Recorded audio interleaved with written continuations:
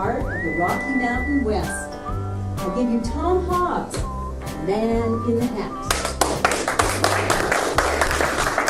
Thank you, Linda.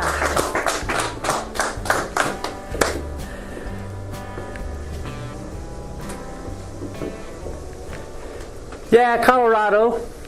I'm a native. I was born in Colorado. Raised about 30 miles north of the largest city of Colorado, Denver, out in the country. And I'm assuming you're as much like the rest of the world as I am at our aunts, our uncles, let alone our grandparents, have told us a few stories that later on we kind of maybe even questioned. Well, my great aunt, Kathleen Odefee, Ray, you may know Kathleen, quite the lady. She told the story about a monster. A monster in Colorado. I know many people question that, but it was a monster that many people wondered and others feared. Yes, it was the slide rock bolter. The monster that hid so high up in the mountains that there was legends from the Indians, the great American natives. Even when the first, it wasn't quite the tenderfoots, it was the true explorers, the mountain men. When the mountain men came, many heeded the stories from the Indians, the warnings. They heard of the crazy, largest animal in the whole West. Hung up high in the Rocky Mountains, up high on the ridges by the Gore Range, next to the sheer cliffs. The Indians, they knew, and they warned each other.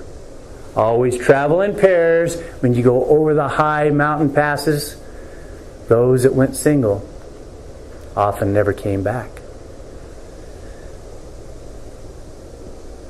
Well, as Colorado grew, we had the gold rush and the silver mines, and the miners were rushing in. Well, many of them didn't listen. They didn't heed the warnings of the legendary tales of the Indians or the talkings of the mountain men. Because as they went along, one at a time, over the mountain ranges, often they too would disappear. But after the miners were really going and had places in the mountains high up in the edge they could watch and they'd see across the valleys, they finally knew. They saw it. They saw active, living, the dangers. Slide rock bolters. Yes, they were high over in the valleys on the far side, and they were the most curious of creatures. They had largest of mouths that they've ever seen and the wildest hind legs. The legs were actually on backwards and were like hooks. They would hook their hind legs over the ridges of the mountains. Their head would hang down that valley slope. You sit there and wait. They were a bit colored like the high-colored rocks above timberline and lichen that's way up above where the air is thin. So they blended in. And as someone would walk slowly down below, those slide rock bolters, they liked the tasty ones, the solo ones, and they would watch. And they got let go, and down they would go bolting down that mountain and open their mouth as wide as they can and eat them all at once.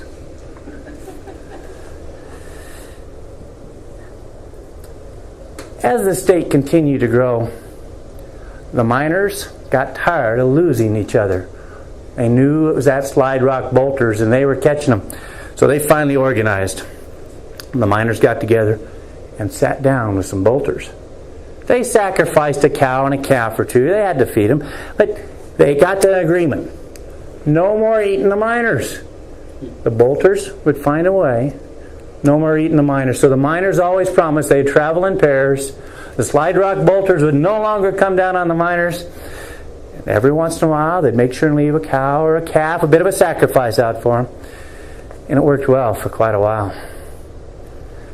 Well, as our state grew and more people came, we went from territory to state, and next thing you know, we had tourists.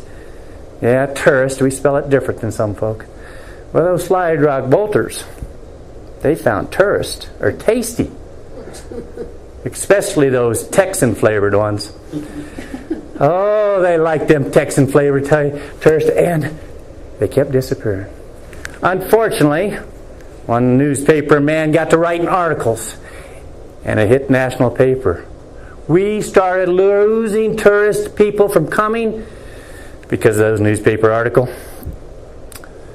State government got involved, and they sent a government agent out to the mountains to deal with those slide rock bolters. That agent, he thought he was wise, so he built a trap. It was actually a dummy, a mannequin of sorts. Had them all dressed up, looked like pretty much a tourist. Had a little backpack, a little plastic water bottle that hung around there and a little Texan flag on the backpack. But inside that backpack, he filled it full of explosives. It worked. That slide rock bolters, they would start coming down because he placed over 703 of those across the Front Range. You could hear them exploding in the middle of the day. Boom! They would go off. Took care of many of them. Now, this past few years, I personally have not heard that many explosions in the mountains in the summertime. Now, this last winter, I went up skiing, David. I bet you did too. And did you hear some of those explosions? Way up high, because I know a lot of those Texans have been coming in and skiing. And those slide rock bolters, man, even in the wintertime, a good Texan snack is a good thing to have. That's just one of the tales that my family has passed on down from the westerns of Colorado.